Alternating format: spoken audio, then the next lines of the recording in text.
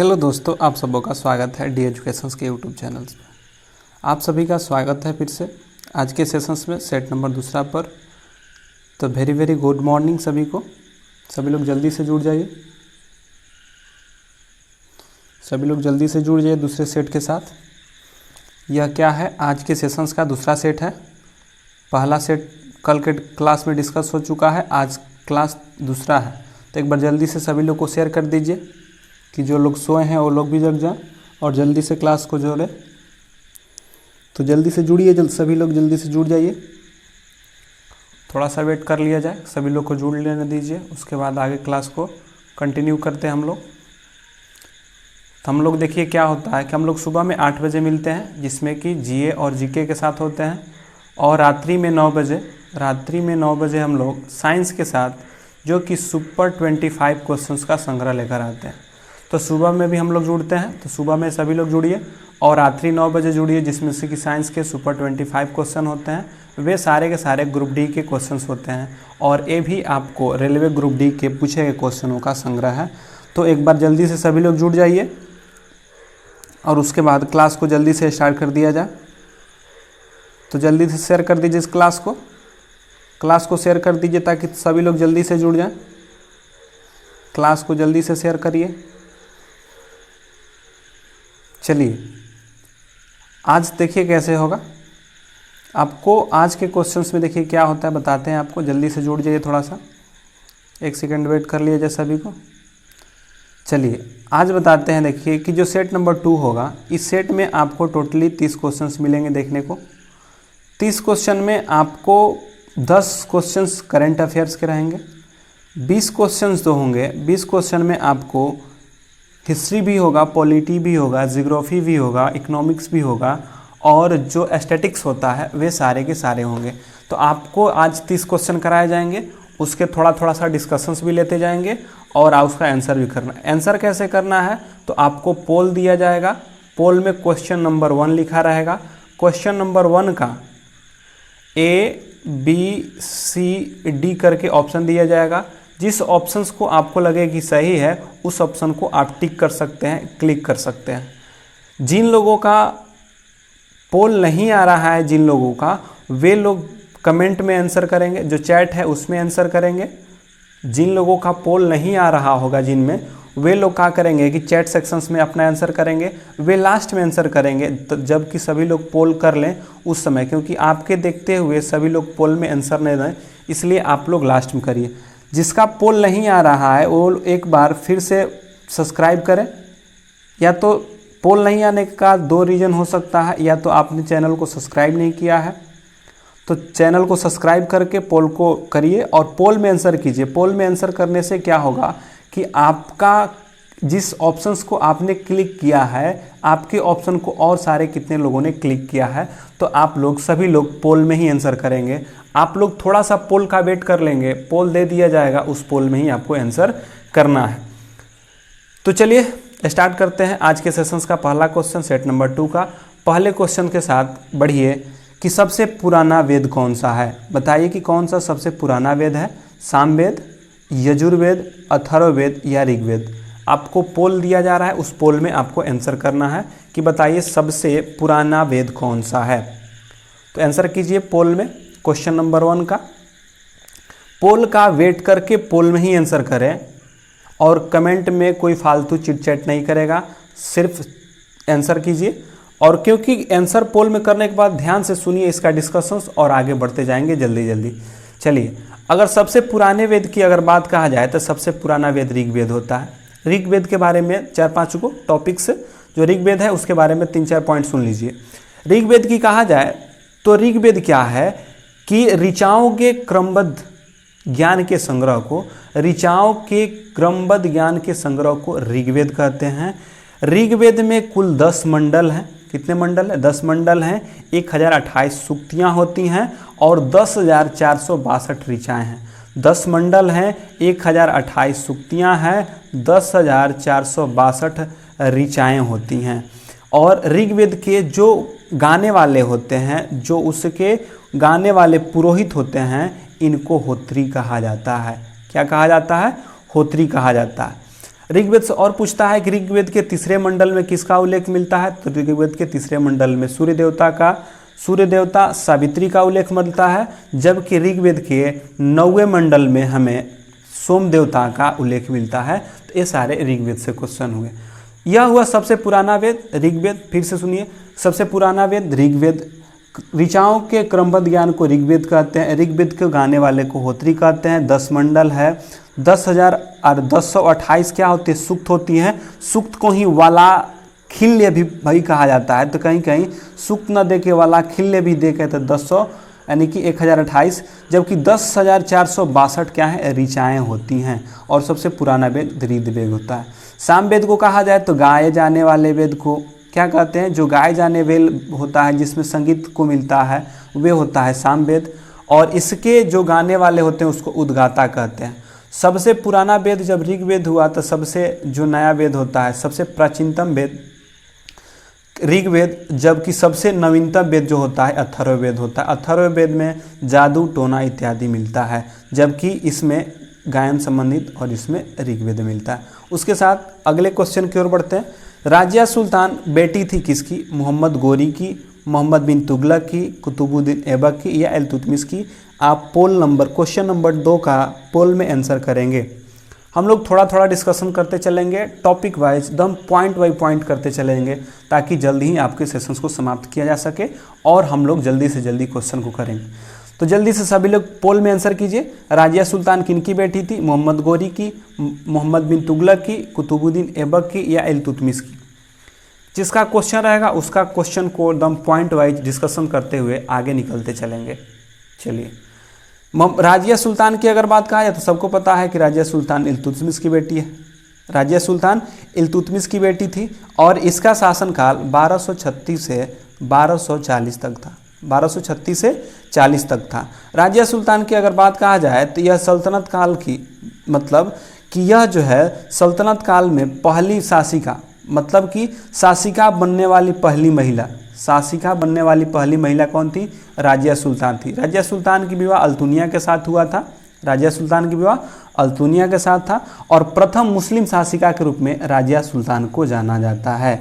और उन्होंने जब शासिका बना तो जब राजिया सुल्तान ने शासिका बनी तो एक उन्होंने अपने को उपाधि धारण किया जिसे उदत उल निश्चा कहा जाता है। उदात उल निश्चा कहा जाता है। तो आपसे पूछ सकता है कि राजिया सुल्तान ने जब शासिका बनी थी तो किसकी उपाधि ली थी, तो उदत उल निश्चा की।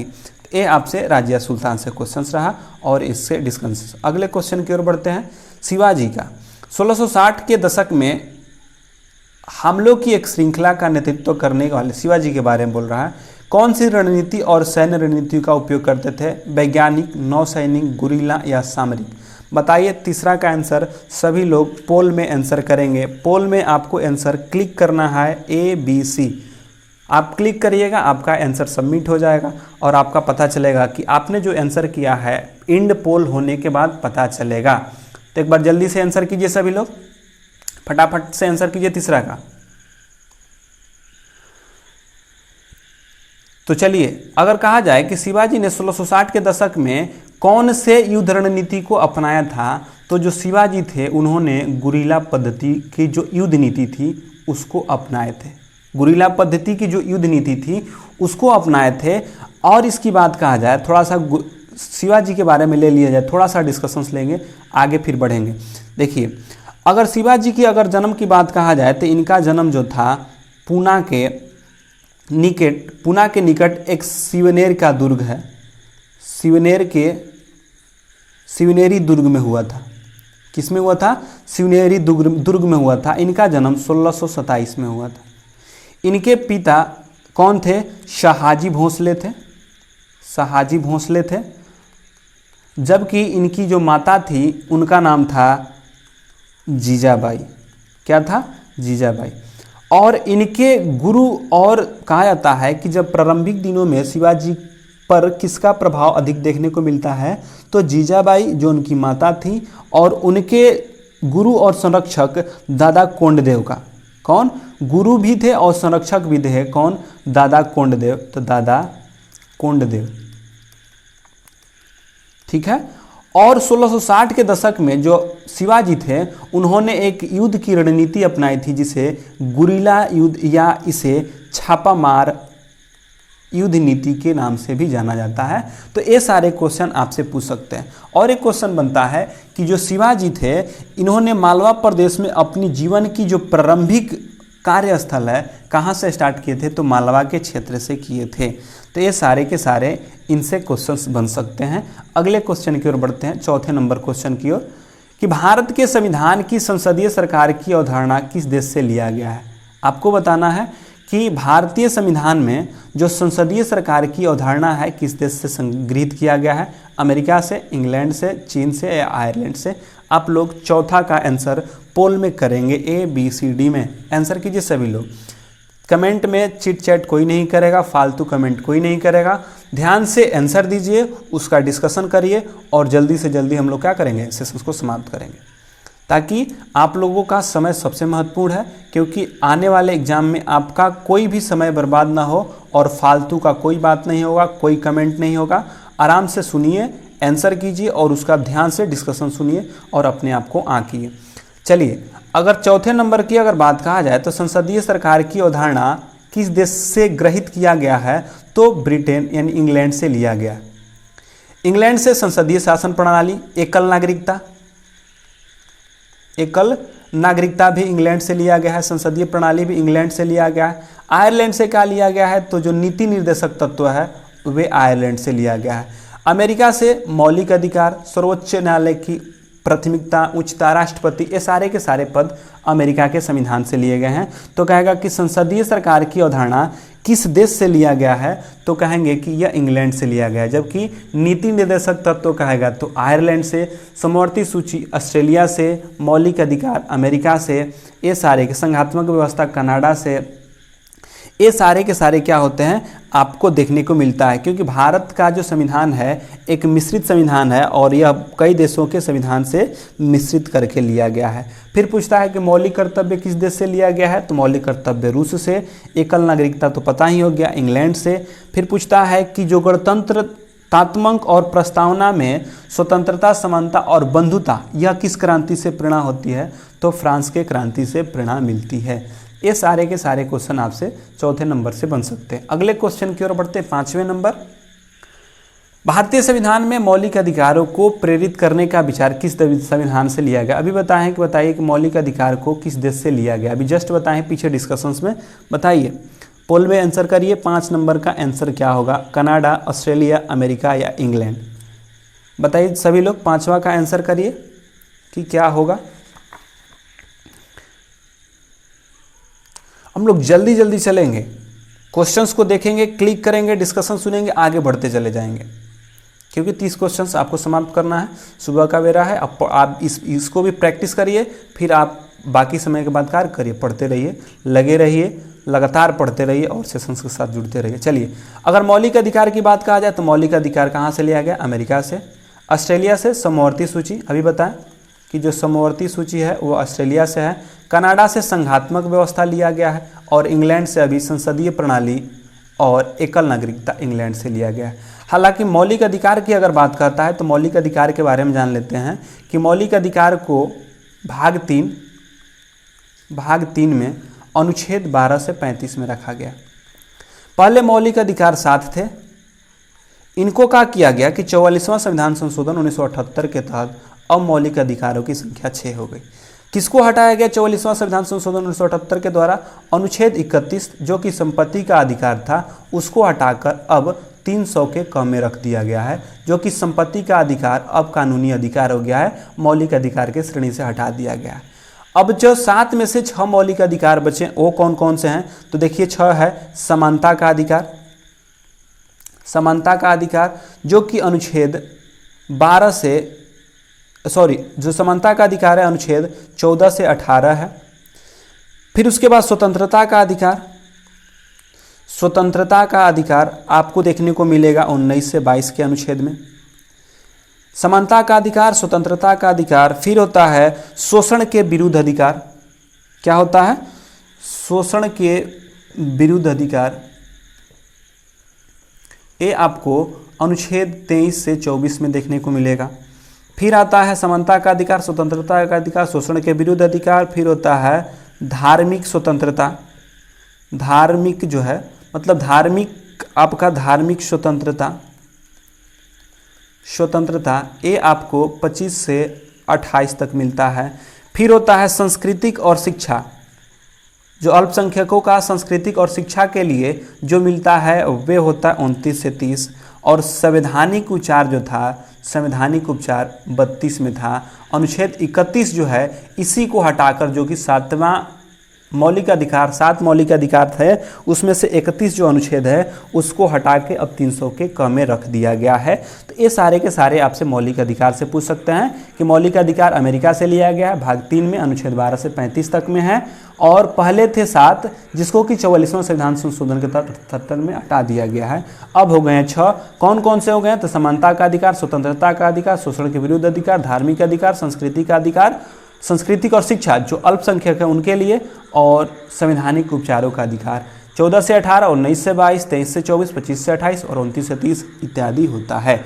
ये आपके थे मौलिक अधिकार से क्वेश्चन 5वें नंबर का। अगले क्वेश्चन की ओर बढ़ते 6वें नंबर की ओर। 6वां नंबर का आंसर करिए कि निम्नलिखित में से राष्ट्रीय राजनीतिक दल में से किस पार्टी का चुनाव चिन्ह घड़ी होता है? नो बकवास, आंसर कीजिए, डिस्कशन सुनिए और पोल में आंसर करिए। 6वां का आपको बताना है कि कौन से राजनीतिक दल का, किस पार्टी का चुनाव चिन्ह घड़ी होता है। कौन सा पार्टी है जिसका चुनाव चिन्ह घड़ी है, बताइए। अखिल भारतीय तृणमूल कांग्रेस, राष्ट्रीय कांग्रेस, राष्ट्रवादी कांग्रेस, बहुजन समाजवादी। पोल में आंसर करिए सभी लोग 6 का। चलिए 6वां का आंसर करिए सभी लोग जल्दी से। आंसर करने के लिए आपको समय दिया जा रहा है, उसके बाद डिस्कशन सुनिए और आगे बढ़ते चलेंगे। अगर बात कहा जाए कि कौन से राजनीतिक दल का प्रतीक चिन्ह घड़ी होता है, तो देखिए ये होता है एनसीपी का। एनसीपी नेशनल जो कांग्रेस होता है, इसका आंसर ले लीजिए पहले। क्या होगा? देखिए अखिल भारतीय तृणमूल कांग्रेस की अगर बात कहा जाए तो यह ममता बनर्जी की पार्टी है। भारतीय राष्ट्रीय कांग्रेस जो कि नेशनल कांग्रेस है, जो भारतीय राष्ट्रीय कांग्रेस होता है जिसका चुनाव चिन्ह पंजा होता है। राष्ट्रीय कांग्रेस जिसे एनसीपी कहा जाता है, और एनसीपी का चुनाव चिन्ह अभी आपसे पूछा है कि जो एनसीपी है राष्ट्रीय जनता दल, राष्ट्रीय राजनीतिक दल में से किस पार्टी का चुनाव चिन्ह घड़ी होता है, तो राष्ट्रवादी कांग्रेस जो पार्टी है, भारतीय राष्ट्रीय कांग्रेस का पंजा छाप, जबकि राष्ट्रवादी कांग्रेस पार्टी का एनसीपी जो होता है, जो शरद पवार की पार्टी है, उनका प्रतीक चिन्ह घड़ी होता है। बहुजन समाजवादी पार्टी का क्या है? हाथी है। तो ये आपके कुछ देखते हैं, कुछ ये आपके राजनीतिक दल के हैं। जैसे कि एनसीपी, यही पूछा था आपसे कि एनसीपी का बताइए, तो एनसीपी का घड़ी है, जो एनसीपी है इसका घड़ी है। अगर एनसीपी की अगर बात कहा जाए तो हिंदी में इसको क्या कहते हैं? तो राष्ट्रवादी कांग्रेस। क्या कहते हैं? राष्ट्रवादी कांग्रेस। राष्ट्रवादी कांग्रेस की स्थापना 10 जून 1999 को किया गया। कितना किया गया? 10 जून 1999 को किया गया। इसके चिन्ह की अगर बात कहा जाए तो कहा जाता है कि नीले रंग की रेखीय घड़ी होती है, जिसमें आपको 10:10 को दर्शाया गया। अभी कभी कभी ये भी पूछता है कि इस घड़ी में कितने मिनट को दर्शाया गया, तो 10:10 को दर्शाता है। इसकी अगर बात कहा जाए कि जो एनसीपी हैं इसके अध्यक्ष कौन है, तो शरद पवार साहब हैं। जो शरद पवार हैं वे हैं। कांग्रेस की अगर बात कहा जाए तो कांग्रेस का चुनाव चिन्ह पंजा होता है। सबको पता है कि जो कांग्रेस है उसका चुनाव चिन्ह पंजा होता है, और इसकी स्थापना 1885 में की गई थी। बीजेपी, भारतीय जनता पार्टी, कमल। यह हुआ हंसिया हथौड़ा मार्क्सवादी के, ये हुआ कांग्रेस के, और यह क्या हुआ आपके दिखाई देते हैं समाजवादी पार्टी के। तो आपसे यही पूछा था कि किसका चुनाव चिन्ह घड़ी होता है, तो कहेंगे कि राष्ट्रवादी कांग्रेस पार्टी, जिसे एनसीपी कहा जाता है। बहुजन के हाथी होता है। अगले क्वेश्चन की ओर आते हैं। 7वां नंबर क्वेश्चन, ब्लैक रॉक रेगिस्तान कहाँ स्थित है? सभी लोग आंसर करेंगे। पोल में आपको दिया जा रहा है, पोल में आंसर करिए कि ब्लैक रॉक रेगिस्तान कहाँ स्थित है। यूनाइटेड स्टेट में, इजिप्ट में, चीन में या दक्षिण अफ्रीका में? तो लगे रहिए, आंसर करते रहिए, देते रहिए, क्योंकि इस बार 1 लाख वैकेंसी से अधिक है ग्रुप डी के लिए। और ग्रुप डी तभी होगा जब लगातार आप प्रैक्टिस करते रहेंगे, लगातार सेशन के साथ जुड़े रहेंगे और देखते रहेंगे, समय फालतू का बर्बाद नहीं करेंगे। चलिए, अगर ब्लैक रॉक रेगिस्तान की अगर बात कहा जाए तो जो ब्लैक रॉक रेगिस्तान है कहाँ स्थित है, तो ब्लैक रॉक रेगिस्तान जो होता है ये आपका यूनाइटेड स्टेट में है। यूनाइटेड स्टेट में है, कहाँ है? यूनाइटेड स्टेट कहने का मतलब कि क्या है? यूएसए में है। यूनाइटेड स्टेट ऑफ अमेरिका जो है में स्थित है ब्लैक रॉक रेगिस्तान। ब्लैक रॉक रेगिस्तान की अगर बात कहा जाए तो जो अमेरिका का नवेदा राज्य है, कौन है? नवेदा राज्य में यह पाया जाता है। ब्लैक रॉक अमेरिका के नवेदा राज्य में है। ब्लैक रॉक डेजर्ट जो है, ब्लैक रॉक जो डेजर्ट एक मरुस्थल है जो यहाँ अर्ध शुष्क है, मतलब कि ज़्यादा शुष्क नहीं, कैसा है? तो अर्ध शुष्क पाए जाते हैं। यहाँ पे अर्ध शुष्क मरुस्थल है। यहाँ से जो ब्लैक रॉक डेजर्ट है, यहाँ 21 जून 1986 से, कब?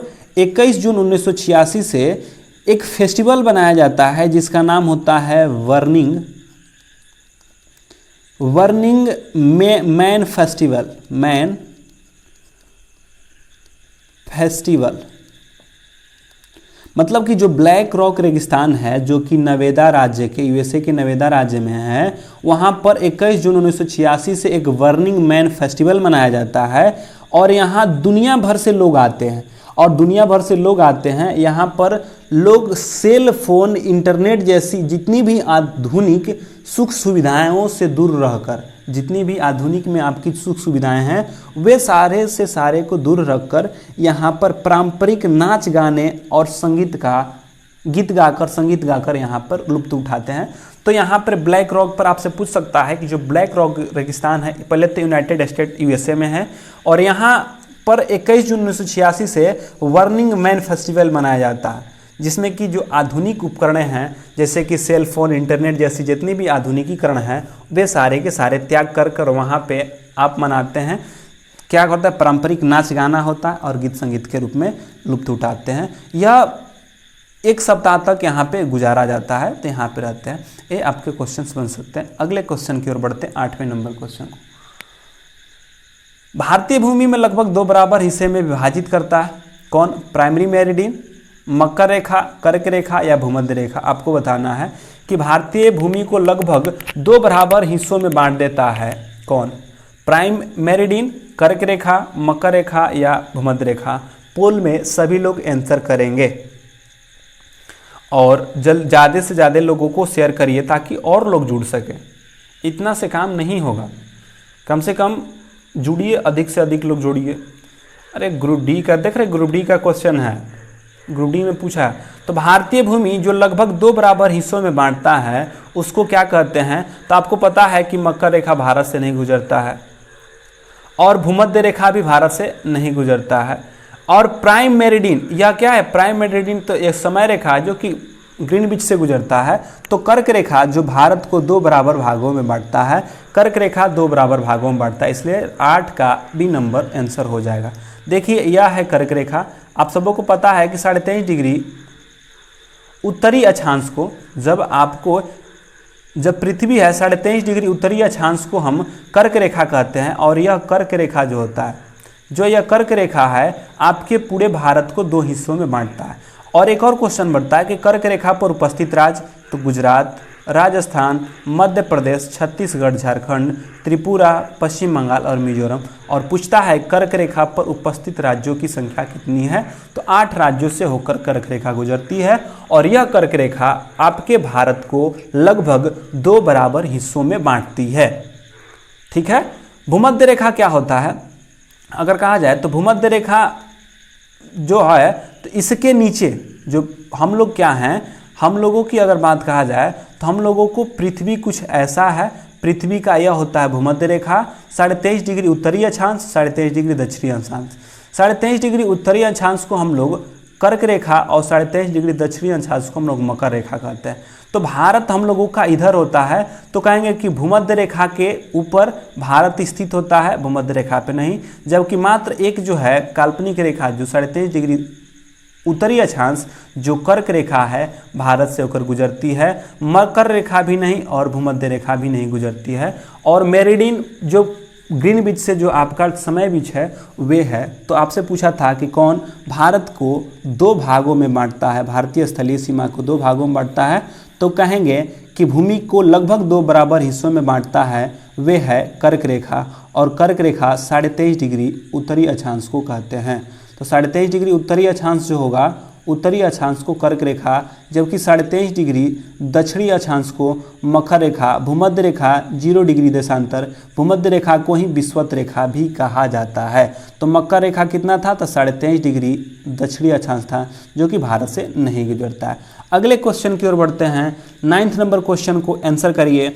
उष्णकटिबंधीय वर्षा वन को, ठीक है, डैश साइलेंट घाटी पाए जा सकते हैं किसमें, तो साइलेंट घाटी कहाँ पाया जाता है, सबसे क्वेश्चन यही आपसे पूछा है। आपको बताना था कि साइलेंट घाटी कहाँ पाया जाता है। बताइए, केरल, राजस्थान, दिल्ली या मेघालय। स्पीड ठीक है, ठीक है, क्योंकि इतना स्पीड इससे अधिक नहीं होगा, क्योंकि इतना डिस्कशंस भी करना है और ज़्यादा डिस्कशंस भी करेंगे तो बड़ा सेशन हो जाएगा, क्योंकि 30 क्वेश्चंस आपको कराना है और सभी का डिस्कशंस आपको देना है। इसलिए थोड़ा थोड़ा सा डिस्कशन लेते चलेंगे, क्योंकि हर रोज़ जुड़ना है तो थोड़ा थोड़ा ज्ञान को बढ़ाते रहिए और साथ में चलते रहिए, जुड़ते रहिए प्रत्येक दिन और अपने दोस्तों को भी जोड़ते रहिए। चलिए 9th नंबर के क्वेश्चन की बात कहा जाए तो जो साइलेंट घाटी है, तो सबको पता है कि साइलेंट घाटी केरल में स्थित होता है। कहाँ स्थित है, केरल में स्थित है। अगर बात कहा जाए कि जो साइलेंट घाटी है या केरल के जो पालकड़ा जिला में, केरल के एक जिला है जिनका नाम है पालकड़ा, पालकड़ा जो है पालकड़ जिला में, केरल के पालकड़ जिला में साइलेंट वैली घाटी पाई जाती है। जो साइलेंट वैली है या साइलेंट जो घाटी है केरल के पालकड़ जिले में पाया जाता है। जो विश्व विरासत का, यह पूछा जाए कि जो साइलेंट घाटी है जो विश्व विरासत के रूप में शामिल जो पश्चिमी घाटी श्रेणी है, विश्व विरासत के सूची में शामिल जो पश्चिमी घाटी श्रेणी है उसका एक हिस्सा है साइलेंट वैली घाटी। कौन, विश्व विरासत के सूची में आपका पश्चिमी घाटी श्रेणी को शामिल किया गया है और उसी का हिस्सा है एक साइलेंट वैली घाटी। और साइलेंट वैली घाटी कहाँ स्थित है, तो केरल में स्थित है और केरल के पालकड़ा जिला में स्थित है। यहाँ पर शांत घाटी में वृक्ष की प्रजातियाँ बहुत संख्या में मिलती है, यानी बहुत अधिक संख्या में वृक्षों की संख्या मिलती है। अगले क्वेश्चन की ओर आते हैं।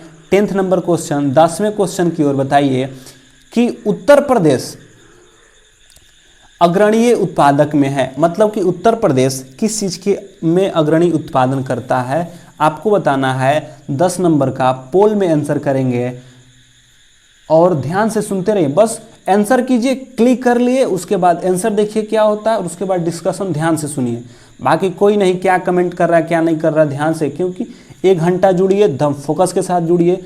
सेशंस खत्म हो जाए बंद करके मोबाइल फिर से पढ़ना स्टार्ट कीजिए। सुबह जगिए, जितना सुबह हो सके सुबह जगिए, 5 बजे जगिए, 6 बजे जगिए, जाग के कम से कम 10 से 11 बजे तक, 10 बजे तक पढ़िए। उसके बाद फिर 11 बजे से पढ़ना बैठिए। तो हम लोग तो पता है कि 11 बजे से क्या करते हैं, तो सभी लोग सेट बनाइए 11 से 2 बजे तक, फिर घर पे जाइए, सोइए, खाना खाइए, फिर शाम को 9 बजे जुड़िए, पढ़ते रहिए, करते रहिए। यानी कि लगातार दिनों भर पढ़ना है। इस बार जीव जान झोंक देना है, चाहे कुछ भी हो, इस बार ग्रुप डी को लेकर ही रहना है। तो सभी लोग जुड़े रहिए और सभी लोग को जोड़ते रहिए। जितने भी हम सारे दोस्त हैं जुड़े रहिए और लोगों को जोड़िए जो कि ग्रुप डी से तैयारी आपके नज़दीकी सगे संबंधित है उनको। चलिए उत्तर प्रदेश की अगर बात कहा जाए तो उत्तर प्रदेश अग्रणी है किसमें, गन्ना में। उसके साथ साथ जो उत्तर प्रदेश है गन्ना के साथ साथ जो खाद्यान्न उत्पादन होता है उसमें भी अग्रणी होता है। तो जैसे कि कहे कि खाद्यान्न उत्पादन में गन्ना में, गेहूं में इत्यादि में कौन है, ये आपके हैं उत्तर प्रदेश। जूट में, चावल में अगर कहे जूट और चावल पश्चिम बंगाल, जूट और चावल पश्चिम बंगाल। कॉफ़ी में कर्नाटक है। चाय में असम है, चाय में असम है। काली मिर्च और प्राकृतिक रबर अगर कहे कि जो काली मिर्च होता है, काली मिर्च और जो प्राकृतिक रबर होता है, प्राकृतिक रबर में, काली मिर्च और प्राकृतिक रबर में कौन है, तो केरल है। कौन है? केरल है। फिर आपसे पूछता है कि मक्का में, तो आंध्र प्रदेश हो जाता है, इत्यादि आपको देखने को मिलता है। तो आपसे पूछा था कि उत्तर प्रदेश किस में, तो गन्ना में, गेहूं में, और जितने भी खाद्यान्न होते हैं लगभग होता है। तो आपसे पूछा कि गन्ना में कौन है, तो उत्तर प्रदेश होता है। अगले क्वेश्चन को बढ़ते हैं। 11 नंबर, भारतीय अर्थव्यवस्था को गति देने वाले परिवहन का मुख्य साधन क्या है? मतलब कि कौन सा परिवहन है जो कि अर्थव्यवस्था को गति प्रदान करता है? पानी के जहाज, साइकिल, रेलवे या बैलगाड़ी? आंसर कीजिए। ग्रुप डी क्वेश्चंस ये भी है, और बताइए इसका आंसर क्या होगा। इस बार नहीं होगा तो कब होगा? क्योंकि 1 लाख वैकेंसी है और मन से पढ़ें तो सभी लोगों का होगा। और हर रोज प्रैक्टिस कीजिए, दिन भर पढ़िए, 2 घंटा प्रैक्टिस का रखिए अलग अलग चैप्टर्स के लिए और उसके लिए। आइए 11 नंबर के क्वेश्चन की अगर बात कहा जाए कि भारतीय अर्थव्यवस्था में गति देने वाले परिवहन को क्या कहते हैं, तो सभी को पता है रेलवे है। क्या है? रेलवे, क्योंकि यह अर्थव्यवस्था को क्या करता है? गति प्रदान करता है। अगले क्वेश्चन की होता है, बताइए कि निम्नलिखित में से बैंकों में कौन सा राष्ट्रीयकृत बैंक है? आपको बताना है कि कौन सा राष्ट्रीयकृत बैंक है। बताइए कि राष्ट्रीयकृत बैंक कौन से हैं। आंसर कीजिए सभी लोग पोल में। 12 नंबर का आंसर कीजिए ABCD में।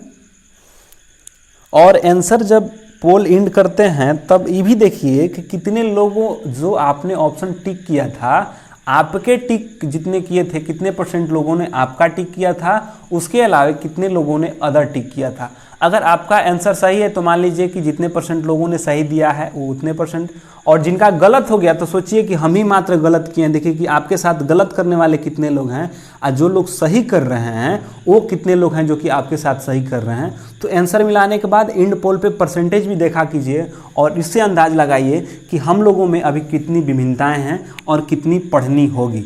तो पोल इसीलिए करा रहे हैं ताकि यह पता चल सके कि हम जिस आंसर को दे रहे हैं उस आंसर को और लोग कितने दे रहे हैं, क्या हमको जो आ रहा है और व्यक्ति को आ रहा है या नहीं, या जो और व्यक्ति को आ रहा है हमको आ रहा है या नहीं। मतलब कि आप इतने व्यक्तियों में कंफ्यूजन हो रहा है कि क्या, क्योंकि इन सारे जितने भी दोस्त हैं सभी के सभी सब लोग तो ग्रुप डी के एग्जाम देने वाले हैं और इन्हीं में कंपटीटर आपको चुन के आना है। तो इसी में आप बेहतर करने का प्रयास करें, पढ़ने का प्रयास करें। तो चलिए इस आंसर को ले। 12 नंबर का कौन सा एक राष्ट्रीयकृत बैंक है? तो बैंक ऑफ बड़ौदा भी है, देना बैंक भी है और इलाहाबाद बैंक ही है। इसका मतलब कि सभी के सभी क्या है? राष्ट्रीयकृत बैंक है। क्या है? राष्ट्रीयकृत बैंक है। राष्ट्रीयकृत बैंक की अगर बात कहा जाए तो अभी राष्ट्रीयकृत बैंक, देखिए राष्ट्रीयकृत शुरुआत में अगर कहा जाए कि पहले राष्ट्रीयकरण 14 बैंकों का राष्ट्रीयकरण कब किया गया था, तो 19 जुलाई। आप पूछता है कि बताइए कि सबसे पहली बार 14 बैंकों का राष्ट्रीयकरण कब किया गया था, आता है 19 जुलाई 1969 को। यानी कि बैंकों का राष्ट्रीयकरण पहली बार 14 बैंकों का राष्ट्रीयकरण किया गया 19 जुलाई 1969 को। फिर उसके बाद 6 बैंकों का राष्ट्रीय एकीकरण 15 अप्रैल, ये डेट याद रखिएगा, तीनों के तीनों क्वेश्चन बना है।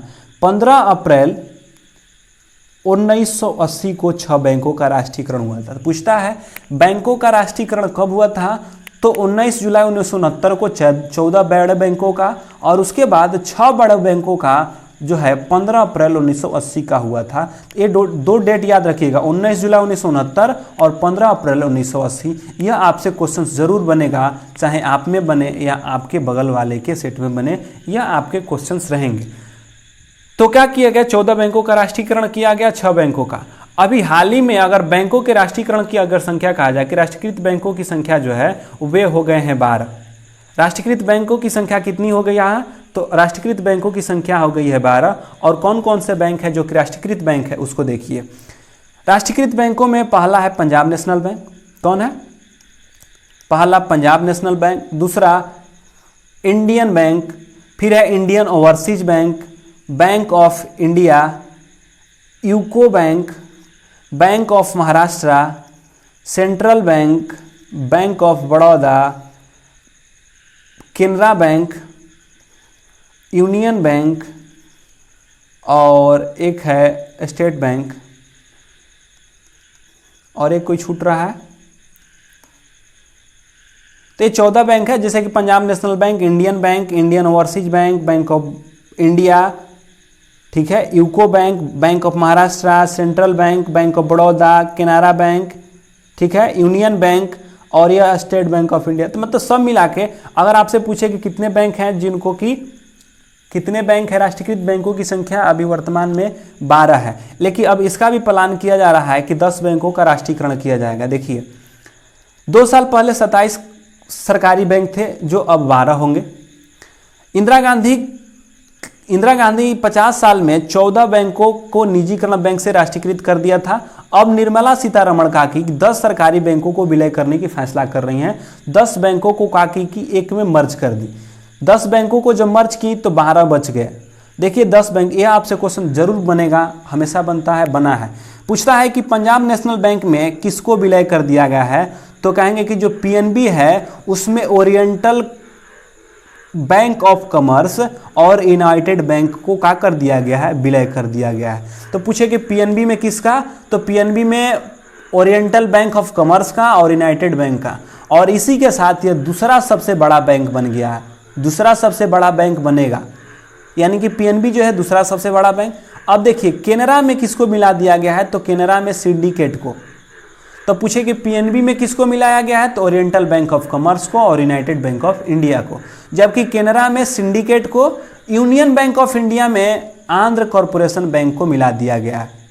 यूनियन बैंक ऑफ इंडिया में आंध्र कॉरपोरेशन को, और फिर इलाहाबाद जो बैंक है, इलाहाबाद बैंक में जो इंडियन बैंक है इसको मिला दिया गया है। तो कहेगा कि इंडियन बैंक का विलय किस में कर दिया गया है, तो इलाहाबाद में कर दिया गया है, और यह सबसे 7वां सबसे बड़ा बैंक है। 5वां बैंक हो जाएगा यूनियन बैंक ऑफ इंडिया, चौथा हो जाएगा केनरा बैंक। कौन हो जाएगा, केनरा बैंक। दूसरा सबसे बड़ा बैंक हो जाएगा ये, और ये सारे के सारे क्या थे आपके। तो आपसे यह से क्वेश्चन बन सकता है कि पीएनबी में किसका विलय कर दिया गया है, तो कहेंगे कि पीएनबी में विलय कर दिया गया है ओरिएंटल बैंक ऑफ कॉमर्स और United bank of India. Canara में सिंडिकेट बैंक का, यूनियन बैंक ऑफ इंडिया में आंध्र कॉरपोरेशन का, और इलाहाबाद में इंडियन बैंक का कर दिया गया है। तो ये बातों को आप सब ध्यान में रख सकते हैं। और आपसे क्वेश्चन यही बना था कि कौन इनमें से आपको बताना था कि राष्ट्रीयकृत बैंक है, तो एक ऑप्शन था बैंक ऑफ बड़ौदा। तो बैंक ऑफ बड़ौदा तो है, क्योंकि बैंक ऑफ बड़ौदा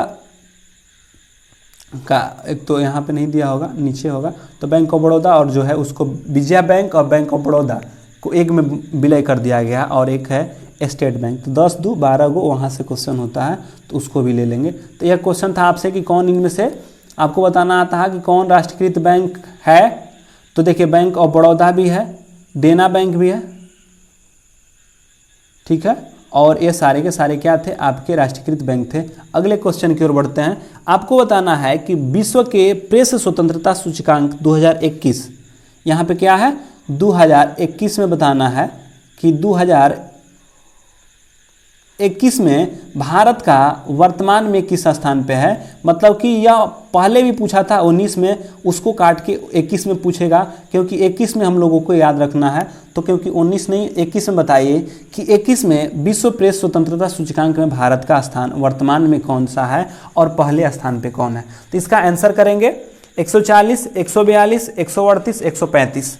बताइए, ऑप्शन ए में है 140, ऑप्शन बी में है 142, और ऑप्शन सी में है 38, और ऑप्शन डी में है 135। सभी लोग इसका आंसर पोल में करेंगे। पोल इसका करिए सभी लोग। चलिए, अगर बात कहा जाए कि विश्व प्रेस स्वतंत्रता सूचकांक में भारत का स्थान अभी वर्तमान में कितना है, तो भारत का स्थान 142वां स्थान में है। पहला स्थान पे है नार्वे, पहले स्थान पे क्या है नार्वे है, और भारत का स्थान 142वां है। कुछ रिपोर्ट देख लेते हैं जो कि भिन्न होता है, जो कि याद रखना होता है। सभी को याद नहीं रखेंगे, बाद में सभी को याद रखेंगे। जो कि चर्चित है उसको पहले देख लीजिए। आपसे पूछ सकता है कि गुड गवर्नेंस इंडेक्स में यह जारी करता है, देखिए जो इस इंस्टीट्यूट के द्वारा, और इसमें फिनलैंड पहले स्थान पे है और भारत का स्थान इसमें 49वां है। तो आपसे पूछ सकता है कि गुड गवर्नेंस इंडेक्स में भारत का स्थान 49वां है और पहले स्थान पे कौन होता है, तो फिनलैंड होता है। फिर आपसे कभी कभी पूछता है कि वैश्विक लोकतंत्र सूचकांक में पहले स्थान पे कौन है, तो नार्वे है और भारत का स्थान 53वां है। गुड गवर्नेंस में 49वां, वैश्विक लोकतंत्र सूचकांक में यह कहाँ होता है, 53वां है। उसके बाद देखते हैं और क्या रखते हैं यार। फिर याद रखना है आपको हेनली पासपोर्ट इंडेक्स में, हेनली पासपोर्ट इंडेक्स में जापान पहले स्थान पर और भारत 84वां स्थान पे है। फिर उसके बाद आपको याद रखना है सतत विकास लक्ष्य 2021 भी पूछता है, तो सतत विकास लक्ष्य में फिनलैंड पहले स्थान पे और भारत इसमें 120वां स्थान पे है। वैश्विक शांति सूचकांक भी पूछता है, तो वैश्विक शांति सूचकांक में आइसलैंड पहले स्थान पे और भारत 135वें स्थान पे है। और उसके साथ साथ आपको एक और याद रखना है विश्व खुशहाली रिपोर्ट, वैश्विक शांति के साथ खुशहाली रिपोर्ट में भारत का स्थान 139वां और फिनलैंड पहले स्थान पे है। ग्लोबल जेंडर गैप इंडेक्स में 140वें स्थान पर आइसलैंड पहले पर। और यही आपसे पूछा था कि वैश्विक लोकतंत्र प्रेस स्वतंत्रता सूचकांक जो कि नार्वे पहले स्थान पे और 142वां स्थान पे भारत था। तो ये सारे के सारे आपसे क्वेश्चंस बनते हैं, ये के सारे आपके VVI हैं। एक बार फिर से देख लीजिए, वैश्विक जो विश्व प्रेस स्वतंत्रता सूचकांक में ऊपर से एक बार फिर से आते हैं, जो टिक लगाए हैं एक बार देख लीजिए। इतना कम से कम याद रखिए, गुड गवर्नेंस में भारत का स्थान 49वां, पहले स्थान पर फिनलैंड। वैश्विक लोकतंत्र में 53वां, गुड गवर्नेंस होगा 49, वैश्विक लोकतंत्र होगा 53, इसमें फिनलैंड, इसमें नार्वे। हेनली पासपोर्ट इंडेक्स में जापान पहले स्थान पे है और 84वां स्थान पे कौन है, हम भारत है। अगले क्वेश्चन 3 गो यहाँ से और उसके बाद यहाँ से याद रखिए, हेनली पासपोर्ट के बाद 4 गो यहाँ से याद रख लीजिए, इतना रख लेंगे तो काम चल जाएगा। वैश्विक विकास लोकतंत्र सूचकांक में, वैश्विक हो सके छोटा दिखाई दे रहा होगा तो सुनिए बोल रहे हैं, सतत विकास लक्ष्य सूचकांक में 120वां स्थान पे हैं, ठीक है। और वैश्विक शांति सूचकांक में 35वां स्थान पे, मतलब कि शांति में 35वां, खुशहाली में 139वां और ग्लोबल जेंडर में 40वां और प्रेस स्वतंत्रता सूचकांक में 142वां होता है।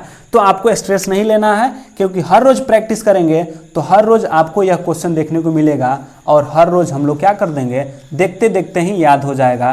तो आपसे आज पूछा गया है, क्या पूछा गया है कि वैश्विक प्रेस स्वतंत्रता सूचकांक में भारत का स्थान, तो प्रेस स्वतंत्रता सूचकांक में भारत का स्थान 142वां, नार्वे पहले स्थान पे है। इसी के साथ अगले क्वेश्चन की ओर बढ़ते हैं, 14 नंबर क्वेश्चन की ओर। 14 नंबर क्वेश्चन को बताइए कि अक्सर देखा गया शब्द ब्रिक्स्ट जो है किस देश के संबंधित है। 14 का आंसर करिए सभी लोग, 14 का आंसर क्या होगा। जो ब्रिक्स्ट है निम्नलिखित में से किससे संबंधित है, आंसर करिए सभी लोग। भाई मेरे जुड़े रहिए, मेहनत करते रहिए और आगे की ओर बढ़ते रहिए, ताकि आपको आने वाले दिनों में कठिनाई न हो, इसको आसानी से आप बेड़ा को पार कर सकें। तो भाई बने रहिए और लगे रहिए, अपने क्वेश्चन को आंसर करते रहिए।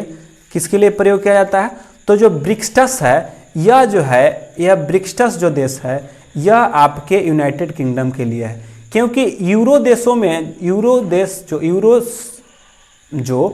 यूरोपीय देशों में जो यूरो मुद्राओं में शामिल जो देश थे, उनसे जो निकलने वाले थे, मतलब कि यूरो राष्ट्र संघ जो था, उनसे जो निकलने के शब्द में यह ब्रिटिश शब्द आता है। तो यह किससे है, तो यूके से आता है। अगले क्वेश्चन की ओर बढ़ते हैं। पुलिकल, जिसे 2017 में मनाया गया था, यह भारत के किस राज्य में स्थित है। आपको बताना है कि पुलिकल किस राज्य में मनाया गया था। आपको बताना है कि पुलिकल किस राज्य का लोक नृत्य है। बताइए सभी लोग, पोल में आंसर करिए सभी लोग। उड़ीसा, पश्चिम बंगाल, आंध्र प्रदेश या केरल। बताइए पुलिकल। भाई लोग और ही जोड़िए और दोस्तों को जोड़ा करिए यार, मेहनत करते हैं आप लोगों के लिए, लाते हैं डिस्कशंस, क्वेश्चंस लाते हैं, तो थोड़ा तो लाइक शेयर बनता है। और लोगों को जोड़िए ताकि और लोगों का भी भला हो सके और भी हम लोग जुड़ सके, ताकि और लोगों के साथ टेस्ट देने का मजा है कि हाँ इतने लोग थे, इतने लोगों में इतना % हम लोगों ने सही किया था। अच्छा चलिए, अगर बात कहा जाए कि पुलिकली 17, इसको मायने नहीं रखता है कि कब मनाया गया था। आप ये याद रखिए पुलिकली किस लोक नृत्य शैली है, किस राज्य का। तो जो पुलिकली लोक नृत्य है यह केरल का लोक नृत्य है। पुलिकली कहाँ का है, तो केरल का लोक नृत्य शैली है। जो ओणम पर्व है, ओणम पर्व पर यह मनाया जाता है। देखिए आपको पुलिकली नृत्य दिखाते हैं कैसे होता है।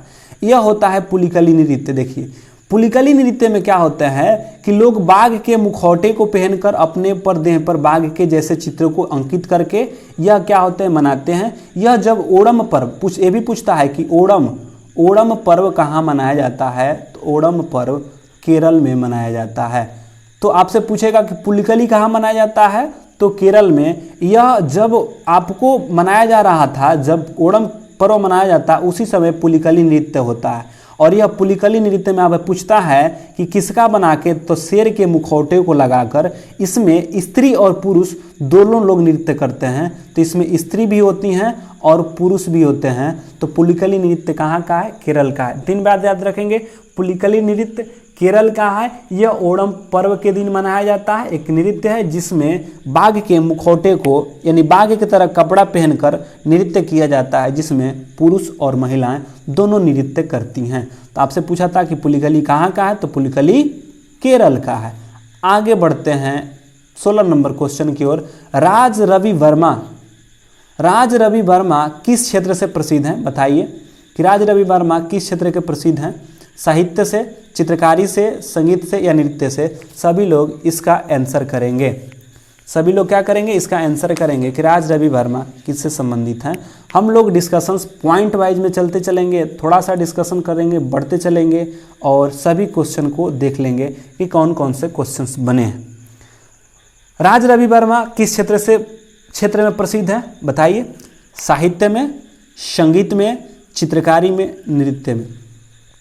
चलिए, अगर राज रवि वर्मा की आंसर की अगर बात कहा जाए तो राज रवि वर्मा जो हैं यह चित्रकारी से संबंधित है। किससे हैं, यह एक भारतीय चित्रकार हैं जिनको कि 1904 में लॉर्ड कर्जन के द्वारा इन्हें एक उपाधि दिया गया था, कैसरे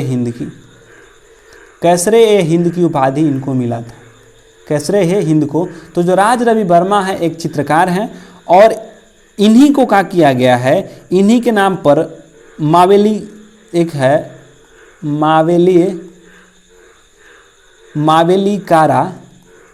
मावेलिकारा केरल में। कहाँ, केरल में, मावेलिकाला केरल में। अच्छा, कभी कभी ये पूछता है कि राज रवि वर्मा का संबंध किससे है, तो त्रिवेणकोर से। जो त्रिवेणकोर होता है, त्रिवेणकोर केरल को ही कहा जाता है। तो जो कभी कभी आता है कि राज रवि वर्मा का संबंध त्रिवेणकोर से है। यह मालवीकार के केरल में एक फाइन आर्ट्स कॉलेज, मालवीकार में केरल के एक कॉलेज है जिनका नाम है फाइन आर्ट्स कॉलेज, में इन्हीं के नाम पे रखा गया है। तो पूछता है कि उनके सम्मान में मालवीकारा के केरल में फाइन्स आर्ट ऑफ कॉलेज राज रवि वर्मा के संबंधित है। तो आपसे मुख्य क्वेश्चन यही बनता, 3-4 क्वेश्चन बनता है कि चित्रकारी से राज रवि वर्मा हमेशा पूछता है किससे, तो चित्रकारी से संबंध है। कभी कभी पूछता है को कौन चित्रकार थे जो कि त्रिवेणकोर से संबंधित है, तो राज रवि वर्मा थे। और इन्हें 1904 में कैसरे हिंद की उपाधि लॉर्ड कर्जन के द्वारा दिया गया था। अगले क्वेश्चन की ओर बढ़ते हैं कि भारत सरकार द्वारा प्रस्तुत किया जाने वाला सर्वोच्च नागरिक पुरस्कार कौन सा होता है। पद्म भूषण और पद्म विभूषण, भारत रत्न, अशोक चक्र, पद्मश्री। बताइए कौन सा होता है, आपको बताना है सर्वोच्च कौन सा होता है। सभी लोग 17 का आंसर पोल में देंगे। पोल में जितनी भी लोग बाद में जुड़ रहे हैं सभी लोग को पता बता देते हैं कि आप जो जुड़ते हैं लास्ट में पहले जुड़ा कीजिए। यह सेशन 8 बजे होता है। हम लोग 2 सेशन लेकर आते हैं, एक सुबह में 8 बजे और एक रात्रि में 9 बजे। 8 बजे में हम लोग जीके, जीएस और करंट अफेयर्स का, जबकि रात्रि 9 बजे में साइंस का क्वेश्चंस को लेकर आते हैं। और ये सारे के सारे क्वेश्चन आपके रेलवे के उपयोगी परीक्षाओं के लिए, स्पेशली ग्रुप डी के लिए परीक्षाओं के ध्यान में रखते हुए सजाया जा रहा है और कराया जा रहा है। चलिए, अगर इसकी बात कहा जाए तो भारत सरकार द्वारा किया जाने वाला सर्वोच्च जो सम्मान नागरिक पुरस्कार होता है वे होता है भारत रत्न। क्या होता है, भारत रत्न। भारत रत्न की शुरुआत 1954 में हुआ था और सर्वप्रथम यह सर्वपल्ली राधाकृष्णन को मिला था। पद्म विभूषण की अगर बात कहा जाए कि 2019 में तब किसको मिला है, तो 2019 में 3 व्यक्तियों को मिला है। कौन है, प्रणब मुखर्जी, नानाजी देशमुख और एक क्या थे, भूपेन हजारिका। तो इन तीनों व्यक्तियों को 2019 में मिला है। किनको किनको मिला है, तो प्रणब मुखर्जी को, प्रणब मुखर्जी को, नानाजी देशमुख को और एक हैं भूपेन हजारिका को। इन तीनों को क्या मिला है 2019 में? 3 लोगों को भारत रत्न मिला है। 19 के बाद नहीं मिला है। लेकिन पद्म विभूषण जो पद्म पुरस्कार है ये आपको 21 में दिया गया है, जो कि देख लेते हैं कितना कितना है। पद्म पुरस्कार की अगर बात कहा जाए तो पद्म पुरस्कार की भी शुरुआत 1954 में ही हुआ था। क्रम में अगर बात कहा जाए तो पहले होता है भारत रत्न, उसके बाद होता है पद्म देखिए भारत रत्न, पद्म विभूषण, पद्म भूषण और पद्म श्री। यह क्या है? क्रम है। मतलब कि सबसे सर्वोच्च सम्मान पद्म और भारत रत्न, उसके बाद पद्म विभूषण, तब भूषण मतलब पद्म भूषण, तब पद्म श्री, एक सारे के सारे हैं। तो कहेगा कि जो पहली बार 1954 में पद्म पुरस्कार का शुरुआत हुआ, मतलब पद्म पुरस्कार कहने का मतलब तीनों, पद्म विभूषण, पद्म भूषण और पद्म श्री, इसकी शुरुआत 1954 में हुआ था। 2021 में कुल 119 लोगों को मिला है। अगर आपसे पूछे कि जो 2021 है कितने लोगों को मिला है, तो कहेंगे कि 2021 में 119 लोगों को मिला है, जिसमें 7 गो पद्म विभूषण, 10 गो को पद्म भूषण और पद्म श्री जो है 102 लोगों को मिला है। कहेंगे कि पद्म पुरस्कार 2021 में कितने लोगों को? 119 लोगों को, जिसमें 7 गो को पद्म विभूषण जो कि सेकेंड नंबर का सर्वोच्च सम्मान है, थर्ड नंबर का पद्म भूषण जो कि 10 गो को, और थर्ड नंबर जो होता है पद्म श्री, यह 102 लोगों को मिला है। अब रहा बात जो, अब देखिए ये तो क्रम हुआ, कितने कितने लोगों को मिला था, तो 7, 10, 102, टोटल 119, जिसमें से कि 7 लोगों को पद्म विभूषण, 10 लोगों को भूषण, जबकि 102 लोगों को पद्म श्री मिला है, जिसमें 29 महिलाएं हैं, 10 विदेशी और NRI हैं, मतलब कि जो विदेशी रह रहे हैं या कोई नॉन विदेशी रह रहा है यहाँ पे, उनको मिला है। और इसमें जो दिया गया है 16 लोगों को मरणोपरांत, और एक व्यक्ति जो है इसमें ट्रांसजेंडर को भी शामिल किया है। तो ये भी क्वेश्चन बन सकता है कि कितने लोग हैं जिसमें महिलाओं को, जो पद्म पुरस्कार 119 लोगों में कितनी महिलाएं हैं, तो 119 लोगों में 29 गो महिला, एक ट्रांसजेंडर और 10 जो हैं विदेशी और NRI हैं, 16 लोगों को मरणोपरांत मिलता है। अब 7 लोगों को किनको किनको मिला, एक बार झटका से देख लेते हैं, जल्दी से देख लेते हैं। 7 लोगों में यह पद्म विभूषण है जो कि सेकेंड नंबर का सबसे हाईएस्ट है, शिंजो आबे, उसके बाद सुदर्शन पटनायक। इसी प्रकार याद रखेंगे, शिंजो आबे, सुदर्शन पटनायक, उसके बाद हैं SP बालाकृष्णन, डॉक्टर वेले मुनप्पड़ हेगड़े, नरेंद्र सिंह कपानी, मौलाना वाजिद खान और बीवी लाल। ये सातों के सातों को क्या मिला है? 7 लोगों को पद्म विभूषण मिला है। तो जो शिंजो आबे जापान के हैं, इनको लोक मामले में, SP बालासुब्रमण्यम को कला के क्षेत्र में, वेले मुनप्पा हेगड़े को मेडिसिन के क्षेत्र में, नरेंद्र सिंह कपानी को विज्ञान अभियांत्रिकी के क्षेत्र में, मौलाना बहाउद्दीन खान को आध्यात्मिक के क्षेत्र में और बीबी लाल को आर्कियोलॉजिस्ट के क्षेत्र में, जबकि सुदर्शन साहू को कला के क्षेत्र में मिले हैं। ये सारे के सारे 7 लोग हैं। अगर 10 लोगों में, यह क्या है? पद्म विभूषण था, जबकि पद्म भूषण 10 लोगों को मिला है। जो कौन कौन से उनको देख लीजिए। पद्म भूषण में देखिए, पहले हो गए कृष्ण नायर जो कि कला के क्षेत्र में मिला है, कृष्णनन नायर, शांति कुमारी चित्रा, तो यार खाली याद रखना है कृष्णन, शांति कुमारी चित्रा याद रख लेंगे तब पर भी हो जाएगा। तरुण गोगोई को भी मिला है लोक मामले में, चंद्रशेखर काम्बरा को साहित्य शिक्षा में, सुमित्रा महाजन को लोक मामले में, यह बनेगा, यह VVI रहेगा, सुमित्रा महाजन को, तरुण गोगोई को, फिर उसके बाद रामविलास पासवान को याद रखना है कि रामविलास पासवान को भी मिला है, नृपेंद्र मिश्रा को, केशुभाई पटेल को, रजनीकांत देश सराफ को और तरलोचन सिंह को, ये सारे के सारे को क्या है? पद्म भूषण भी मिला है। तो कहेंगे कि 10 लोग हैं जिनको कि पद्म भूषण, 7 लोगों को पद्म विभूषण और 102 लोगों को पद्म श्री मिला है। तो आप यही याद रखेंगे, कभी आएगा तो पद्म श्री भी दिखा देंगे। तो ध्यान खाली देखते रहिए, हर रोज जुड़िए, हर एक क्वेश्चन ऐसा डाला जाएगा जो कि पूछा जाएगा, हर रोज आपको 7, 10, 19 सब याद कराते रहेंगे।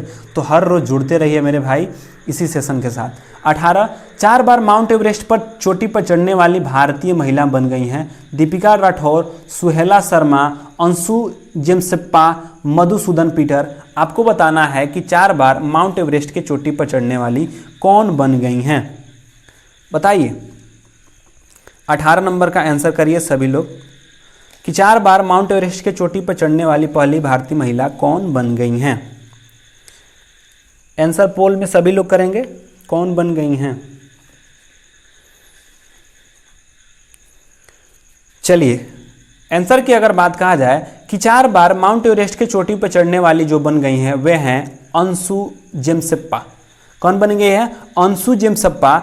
इन्होंने पहली बार 2011 में इन्होंने 2 बार चढ़ाई किया था। 2011 में इन्होंने माउंट एवरेस्ट पे 2 बार, उसके बाद 2013 में और उसके बाद 2017 में। मतलब पूछ सकता है कि कब कब इन्होंने, तो 2011 में 2 बार, 2013 में 1 बार और 2017 में 1 बार। कुल मिलाकर यह माउंट एवरेस्ट पर चोटी पर चढ़ने वाली पहली भारतीय महिला बन गई हैं। क्या बन गई हैं? पहली भारतीय महिला बन गई हैं। तो इसलिए इसका राइट आंसर होगा अंशु जेम्सेप्पा। तो आपसे पूछ सकता है कौन है, तो अंशु जेम्सेप्पा। और ये भी पूछ सकता है कि अंशु जेम्सेप्पा कहाँ से हैं, तो यह है अरुणाचल प्रदेश से। अरुणाचल प्रदेश से हैं। कहाँ से हैं? अरुणाचल प्रदेश से हैं। ये भी याद रखेंगे। अगले क्वेश्चन की ओर बढ़ते हैं। 19 नंबर क्वेश्चन को देखते हैं कि 19 नंबर का आंसर बताइए कि 19 नंबर का आंसर क्या होगा। सभी लोग बताएंगे कि किस निजी विश्वविद्यालय को मोदी नगर में एनसीआर कैंपस है। मतलब किस निजी विश्वविद्यालय का मोदी नगर में एनसीआर कैंपस है। आपको बताना है 19 का। बताइए कौन सा है। आंसर करिए सभी लोग, आंसर करिए सभी लोग, पोल में आंसर करिए। तो देखिए, किस निजी विश्वविद्यालय का मोदी नगर में एनसीआर कैंपस है, तो वह है एसआरएम विज्ञान और प्रौद्योगिकी संस्थान का कैंपस वहां पे है। इसकी स्थापना 1997 में की गई थी। 1997 में की गई थी। अगले क्वेश्चन की ओर बढ़ते हैं। ऑल इंडिया रेडियो की स्थापना कब हुआ था? 1947 में, 60 में, 52 में या 36 में। आप लोग 20 का कमेंट पोल में आंसर करिए कि कब हुआ था। ऑल इंडिया रेडियो की स्थापना कब हुआ था। तो सभी लोग आंसर करेंगे कि कब हुआ था। आंसर करिए सभी लोग, पोल में आंसर करिएगा कि पोल में आंसर करिए सभी लोग, क्या होगा। चलिए जल्दी जल्दी आंसर कीजिए 20 का। चलिए, ऑल इंडिया रेडियो की स्थापना की अगर बात कहा जाए तो ऑल इंडिया रेडियो की स्थापना 1936 में किया गया था। जबकि ऑल इंडिया रेडियो का नाम बदल के आकाशवाणी 1952 में कर दिया गया। तो कहेगा कि आकाशवाणी कब कर दिया गया? जो आकाशवाणी है, आकाशवाणी जो कब कर दिया गया था, तो आकाशवाणी 1952 में कर दिया गया था। जबकि ऑल इंडिया रेडियो की स्थापना 1936 में किया गया था। अगले क्वेश्चन की ओर आते हैं। अब रहा 10 आपको करंट अफेयर्स देखने को मिलेगा, जो कि बताइए 20 क्वेश्चन आपको जीके जीएस स्टैटिक्स के रूप में मिला। अब आपको बताना है कि हाल ही में किस देश के महिला को सशस्त्र बल के प्रवेश की अनुमति मिली है। मतलब किस देश ने सशस्त्र बल में महिलाओं को भी अनुमति दे दिया है। बताइए, सऊदी अरब, नेपाल, रूस या चीन। इसका सभी लोग पोल में आंसर करिए। पोल सभी लोग झटाझट करते रहिए। पोल में सभी लोग, जितने भी लोग जुड़ते हैं, पोल में आंसर करिए, ताकि आपका मन क्या कहता है, आप कितने क्वेश्चन को आंसर को सही कर पाते हैं। तो सभी लोग पोल करते रहिए। पोल करने में क्या है, जब पोल आ रहा है ABCD तो बस टिपना है। अब तो टाइप भी नहीं करना होता है, बस टिपना है। तो टिपिए, क्या होगा। हाल ही में किस देश के महिलाओं को सशस्त्र बलों में प्रवेश की अनुमति मिल गया है, तो जो सऊदी अरब है, यह महिलाओं को भी सशस्त्र बल में प्रवेश की अनुमति दे दिया है। अगले क्वेश्चन की ओर बढ़ते हैं। 22 नंबर, किस पूर्व भारतीय बल्लेबाज, कौन से पूर्व भारतीय बल्लेबाज ने ऑनलाइन शिक्षा देने वाली कंपनी जो अनअकैडमी में बहुस्तरीय साझेदारी के तहत रणनीतिक निवेश किया है? सचिन तेंदुलकर, युवराज सिंह, महेंद्र सिंह धोनी या सौरभ गांगुली। बताइए किसने किया है। तो आप लोग रात्रि 9 बजे जुड़ना न भूलें। सुबह में 8 बजे और रात्रि में 9 बजे हम लोग जुड़ते हैं और इसी सेशन के साथ। तो आप संख्या बढ़ाइए यार, संख्या तो बढ़ा नहीं रहे हैं। सभी लोग आइए अपने दोस्तों को भी लेकर। चलिए, किस भारतीय बल्लेबाज ने ऑनलाइन शिक्षा देने वाली कंपनी को अनअकैडमी के तहत रणनीति निवेश किया है? वे हैं सचिन तेंदुलकर। सचिन तेंदुलकर ने यह बहुस्तरीय रणनीति के तहत निवेश किए हैं। यह है 22 नंबर। 23 नंबर की ओर बढ़ते हैं। किस टेनिस खिलाड़ी ने हाल ही में ऑस्ट्रेलियन ओपन को खिताब जीता है? लीजिए, ऑस्ट्रेलियन ओपन का खिताब आपको बताना है कि किसने जीता है। नोवाक जोकोविच, डेनियल मेदवेदेव, महेश भूपति, रोहन बोपन्ना। बताइए कि किसने जीता है ऑस्ट्रेलिया ओपन। 23 का आंसर करिए सभी लोग। 23 नंबर का आंसर क्या होगा? सभी लोग आंसर करिए। ऑस्ट्रेलियन ओपन को कौन जीता है? A, B, C, D। सभी लोग पोल में आंसर करेंगे। जितने भी लोग जुड़ रहे हैं पोल में आंसर करिए। पोल में आंसर करके डिस्कशन सुनते रहिए और जो आपका डाउट होगा उसको आप लोग चैट सेक्शंस में कर सकते हैं। कभी कभी अपनी उपस्थिति को भी दर्शाते रहिए। चलिए, ऑस्ट्रेलियन ओपन की अगर बात कहा जाए तो ऑस्ट्रेलियन ओपन एक और खिताब जीतने के नाम कर लिया है, वह है नोवाक जोकोविच। ऑस्ट्रेलियन ओपन का खिताब किसने अभी हाल ही में जीता है? तो नोवाक जोकोविच ने जीता है। देखिए, यह है लॉन टेनिस। अभी हाल ही में 2021 में 2 हो चुका है। एक हुआ ऑस्ट्रेलियन ओपन हो गया, फ्रेंच ओपन हो गया। क्योंकि ऑस्ट्रेलियन, फ्रेंच, विंबलडन और उसके बाद यूएसए होता है, तो अभी विंबलडन और यूएसए नहीं हुआ है। तो ऑस्ट्रेलियन ओपन की अगर बात कहा जाए तो ऑस्ट्रेलियन ओपन के देखिए विजेता कौन हो गए? तो नोवाक जोकोविच हो गए। हारे कौन थे? तो डेनियल मेदवेदेव। ऑस्ट्रेलियन ओपन में पुरुष में अगर सिंगल खिताब की अगर बात कहा जाए, एकल विजेता नोवाक जोकोविच है। हारे कौन है? Daniel Medvedev. महिला विजेता की बात कहा जाए कि ऑस्ट्रेलिया में कौन जीती है? तो नाओमी ओसाका।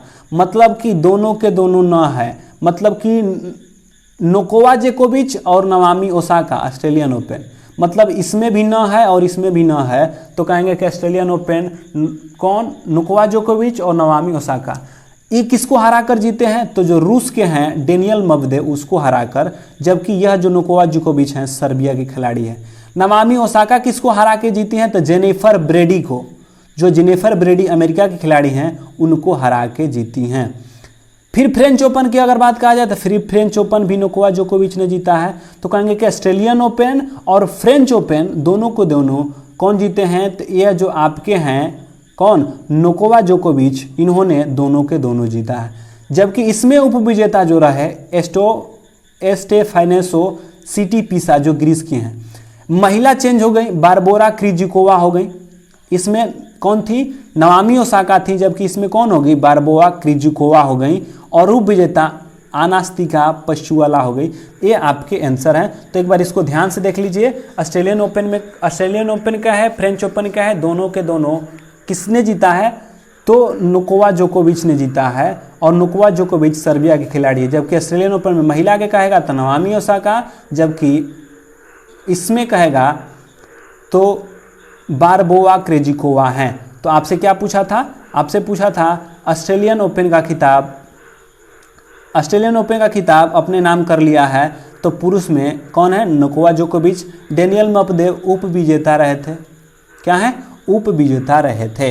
अगले क्वेश्चन की ओर बढ़ते हैं। किस देश के तेज गेंदबाज धमिका प्रसाद ने अंतर्राष्ट्रीय क्रिकेट से संन्यास ले लिया है? आपको बताना है कि धमिका प्रसाद जो हैं किस देश के खिलाड़ी थे? किस देश के तेज गेंदबाज थे धमिका प्रसाद? बांग्लादेश के, भारत के, श्रीलंका के, या इनमें से कोई नहीं? बताइए। 24 का आंसर कीजिए सभी लोग। क्या होगा? A, B, C। सभी लोग पोल में आंसर कीजिए A, B, C में। चलिए, अगर इसकी बात कहा जाए धमिका प्रसाद कहाँ के हैं? तो धमिका प्रसाद श्रीलंका के खिलाड़ी हैं। कहाँ के हैं? श्रीलंका के खिलाड़ी। अगले क्वेश्चन की ओर बढ़ते हैं। किस टेनिस खिलाड़ी ने ऑस्ट्रेलियन ओपन टेनिस में महिला सिंगल्स का खिताब जीती? देखिए, अभी बताया ना, पुरुष महिला। पुरुष में ऑस्ट्रेलिया ओपन और महिला में ऑस्ट्रेलियन ओपन किसने जीता है? तो आपको पूछा कि ऑस्ट्रेलियन ओपन का खिताब महिला में किसने जीता? तो बताइए किसने जीता था? बताइए किसने जीता था? नाओमी ओसाका, जेनिफर ब्रेडी, रिया भाटिया, नेहा अग्रवाल। सभी लोग 25 का आंसर करेंगे क्योंकि पीछे ही अभी बताए हैं जस्ट। सभी लोग इसका आंसर बताइए। चलिए, ऑस्ट्रेलियन ओपन में महिला की बात कहा जाए तो बताए ना कि पुरुष में नोवाक जोकोविच दोनों जीते हैं, फ्रेंच और ऑस्ट्रेलिया दोनों। महिला में अगर कहा है ऑस्ट्रेलियन ओपन के विजेता नाओमी ओसाका हैं, जबकि उपविजेता जेनिफर ब्रेडी हैं। कौन है? जोनिफर ब्रेडी। जबकि ऑस्ट्रेलियन ओपन के विजेता कौन थे? डेनियल मबदेव जो थे उप विजेता थे। अगले क्वेश्चन की ओर बढ़ते हैं। दक्षिण अफ्रीका के निम्न में से कौन सा क्रिकेटर है जो कि आईपीएल के नीलामी में सबसे ज्यादा इतने रुपए को बिकने वाले पहले प्लेयर बन गए थे? मतलब कि कौन है जो कि अफ्रीका के खिलाड़ी हैं जो कि 16.25 करोड़ में बिकने वाले पहले प्लेयर बन गए हैं आईपीएल के नीलामी में? बताइए। Chris Morris, Faf du Plessis, Hashim Amla, Dale Steyn. बताइए 26 का आंसर क्या होगा? कौन से खिलाड़ी को? पोल में आंसर करिए सभी लोग। सभी लोग पोल में आंसर करिए, क्या होगा इसका? चलिए, तो सभी लोग का पोल आ गया। तो कहेगा कि आईपीएल के नीलामी में इतिहास में सबसे बिकने वाले पहले प्लेयर कौन बन गए हैं? तो जो क्रिस मॉरिस हैं, क्रिस मॉरिसस जो हैं, यह पहले खिलाड़ी बन गए हैं। अगले क्वेश्चन की ओर बढ़ते हैं। 27 नंबर। अमेरिकी अंतरिक्ष एजेंसी नासा ने किस ग्रह पर जीवन के खोज के लिए एक पार्सिवेरेंस रोवर की सफलतापूर्वक लैंडिंग कराई है? सभी लोग बताएंगे इसका क्या होगा? मंगल ग्रह पे, बुध ग्रह पे, शनि ग्रह पर या चंद्रमा पर अमेरिका की अंतरिक्ष एजेंसी नासा जीवन की खोज के लिए पार्सिवेरेंस रोवर को सफलतापूर्वक लैंडिंग करा दिया है। कहाँ? मंगल पे, शनि पे, बुध पर या चंद्रमा पे। आंसर करिए सभी लोग, इसका राइट आंसर क्या होगा? चलिए, इसका अगर आंसर की अगर बात कहा जाए 27 नंबर का, तो 27 नंबर का राइट आंसर मंगल ग्रह पे। तो मंगल ग्रह पे यह रोवर को भेजा गया है। अगले क्वेश्चन की ओर बढ़ते हैं। 28 नंबर। आपको बताना है टोक्यो ओलंपिक 2020 के संचालित समिति के, क्योंकि अब टोक्यो में ओलंपिक 20 में अब तो होना नहीं है, होगा कब? 21 में इसको बढ़ा के 21 कर दिया गया है। तो जो 2020 के ओलंपिक संचालन समिति के अध्यक्ष निम्न में से किसे चुना गया है? मतलब कि जो उस समय के अध्यक्ष कौन होंगे, आपको बताना है। 28 का आंसर क्या होगा? सभी लोग बताएं 28 का आंसर का करें। सभी लोग पोल में आंसर करेंगे। सभी लोग पोल में आंसर करिए, क्या होगा?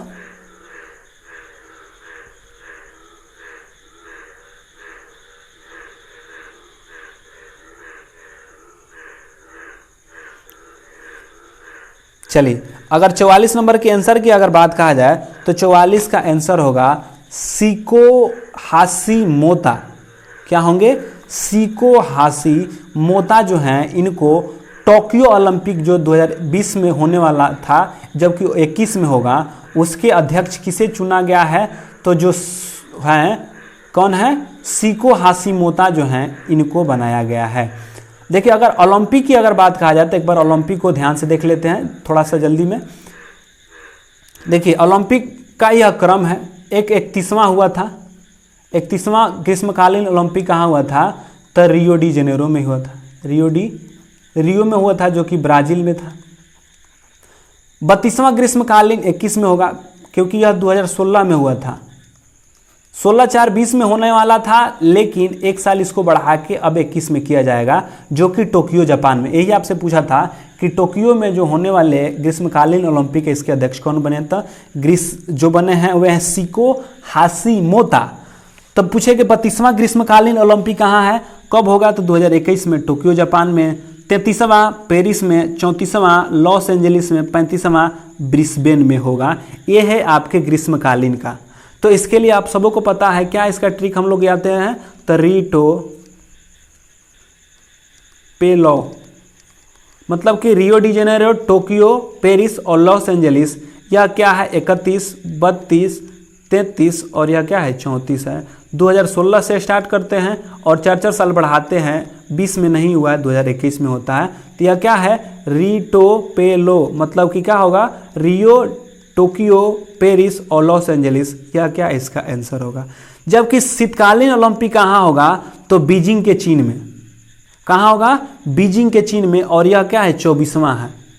मतलब कि ठंडा वाला 24-25 और गर्म वाला 31-32। तो यह क्या है? 2022 में होगा बीजिंग के चाइना में, और 25वां होगा इटली में। जबकि चौथा ओलंपिक खेल, युवा ओलंपिक खेल 26 में डकार के स्नेगल में होगा। तो ये बातों को आप लोग ध्यान में रखेंगे, हमेशा आएगा क्वेश्चन, टेंशन नहीं लेना है, हर रोज़ प्रैक्टिस करते रहिए, याद हो जाएगा। करंट प्रैक्टिस की चीज़ है, प्रैक्टिस करते रहिए। किस राज्य के मुख्यमंत्री को Skoch chief minister of the year से सम्मानित किया गया है? मतलब कि किस राज्य के, बताइए किनको सम्मानित किया गया है, बताइए तो। 43 का आंसर करिए, 29 का आंसर करिए सभी लोग। किस राज्य के मुख्यमंत्री को स्कॉच चीफ ऑफ मिनिस्टर से चुना गया है? तो आंसर कीजिए ए बी सी डी में किसका। यह सेकंड लास्ट क्वेश्चन है और सभी लोग लास्ट तक जुड़े रहिए और करते रहिए, क्योंकि क्वेश्चन आपका बहुत मस्त क्वेश्चन, सबसे वीवीआई क्वेश्चंस को संग्रह किया जा रहा है, जो कि आएगा ही आएगा क्वेश्चन, इस प्रकार के लाया जा रहा है। तो आप लोग जुड़े रहिए और पढ़ते रहिए, लगे रहिए, शुरू से अंत तक जुड़े रहिए। चलिए, Skoch chief minister of the year से किसे चुना गया है? तो आंध्र प्रदेश के जो चीफ मिनिस्टर हैं उनको चुना गया है। 30 नंबर को नरेंद्र मोदी ने, मतलब कि प्रधानमंत्री नरेंद्र मोदी जी ने किस राज्य में महाबहु ब्रह्मपुत्र योजना का शुभारंभ किया था? आपसे पूछे कि महाबहु ब्रह्मपुत्र योजना की शुरुआत किस राज्य में किया गया है? बिहार में, असम में, राजस्थान में या गुजरात में? यह आपका लास्ट क्वेश्चन है, जिसको कि कोई नहीं भागेगा, देख के आंसर सभी लोग एक साथ होंगे, क्योंकि यह क्वेश्चन आपका लास्ट क्वेश्चन है। तो हम लोग 1 घंटा 5 मिनट 10 मिनट तक क्या करेंगे, सभी क्वेश्चन को डिस्कस कर लेंगे। यानी कि 8 से 8 बजे जुड़ेंगे और 9, 10, 9, 15 तक क्या हो जाएंगे, हम लोग छूट जाएंगे। तो प्रधानमंत्री नरेंद्र मोदी ने किस राज्य में महाबहु ब्रह्मपुत्र योजना की शुरुआत किया है? तो वे किए हैं असम में। तो यह क्या है, असम में होता है। तो क्या है, यह है असम में, तो असम में करेंगे। अब आते हैं अगले।